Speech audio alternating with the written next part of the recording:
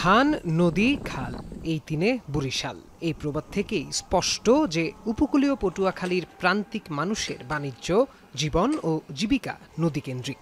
জেলার নিম্নাঞ্চলের ক্ষুদ্র জেলেদের মাছ শিকার, কৃষকের কৃষিকাজ এবং যোগাযোগ রক্ষা সহ গুরুত্বপূর্ণ কাজে ব্যবহার বাড়ছে নৌকার, যার ফলে ব্যক্তিগত এবং প্রাতিষ্ঠানিক পর্যায়ে বছরে ৫০ কোটি টাকার ডিঙ্গি নৌকার উৎপাদন ও বেচা বিক্রি হচ্ছে। নৌকা কিনেছি ৬০০০ টাকা, খাজনা ভাতা শুদ্ধ ৬০০০ টাকা কিনেছি। বীজ পার করি, এবার মাছ ধরি, মাছ ধরিয়ে বাজারে বিক্রি করি। বাবলাতলা, তুলাতলি, চারিভাড়া, বানাতি বিভিন্ন জায়গায় দেয় লোকজন। ৮ থেকে ১৫ পর্যন্ত আছে। এই মেহগুনি কাঠ, জিলাপি কাঠ আছে, বাবলা কাঠ আছে।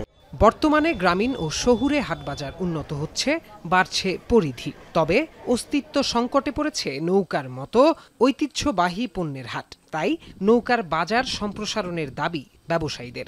নৌকা টৌকা আনে ধোয়ার জন্য যে খুব অবস্থা খারাপ। এখন এর সিটে যদি একটা মেলা খোলার জায়গায় যদি নৌকাগুলো ধোয়া যেত, হয়তো কিছু গায়ক বাড়তি হইতো। জায়গা দেশে জায়গায় নৌকা যা খাড়ে না, ভিন্ন একটা নূতন করে জায়গা দেওয়া উচিত। এ জায়গা একটা ছোট আর চারা লঞ্চ গাড়ে নৌকার বাজার খাটে না। জলবায়ু পরিবর্তনের প্রভাবে সাগর ও নদ নদীর পানির উচ্চতা বাড়ছে। এতে পটুয়াখালীর রাঙাবালি, কলাপাড়া, মির্জাগঞ্জ সহ অন্যান্য উপজেলার নিম্নাঞ্চল প্লাবিত হচ্ছে। ডিঙ্গি নৌকাতেই ভরসা রাখছেন এ অঞ্চলের মানুষ। এমন পরিস্থিতিতে পুরনো কাঠের নৌকার নকশা অনুযায়ী আধুনিক উপকরণ ব্যবহার করে নৌকা তৈরির পরামর্শ দিলেন গবেষকরা। এগ্রিকালচার বা ফসলাদি আনা নেওয়ার কাজে, চলাচলের কাজে।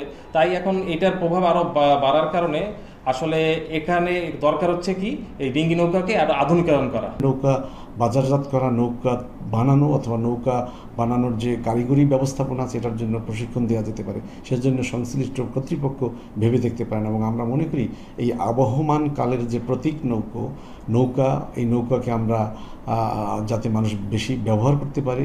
উপকূলীয় অঞ্চলে ঘন ঘন ঝড় জলোচ্ছ্বাস হচ্ছে।